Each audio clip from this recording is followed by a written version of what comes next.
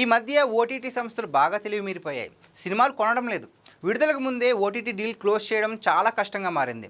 ఇలాంటి క్లిష్ట పరిస్థితుల్లో కూడా తమ్ముడు నాన్ థియేటికల్ రైట్స్కి మంచి బేరం కుదిరింది. తమ్ముడు ఓటీటీ హక్కుల్ని నెట్ఫ్లిక్స్ సొంతం చేసుకుంది. సాధారణంగా దిల్ రాజు బ్యానర్లో వచ్చే సినిమాలన్నీ కూడా అమెజాన్కి అమ్ముతారు. అయితే తొలిసారి నెట్ఫ్లిక్స్ గడప తొక్కింది దిల్ రాజు సంస్థ. సినిమాని చూపించి మరీ ఓటీటీ డీల్ క్లోజ్ చేశారట. శాటిలైట్ని స్టార్ మా సొంతం చేసుకుంది. నాన్ థియేటికల్ రైట్స్ రూపంలో 38 కోట్లు వచ్చినట్లు సమాచారం. ఈ సినిమాపై దాదాపు 75 కోట్లు ఖర్చు పెట్టారు.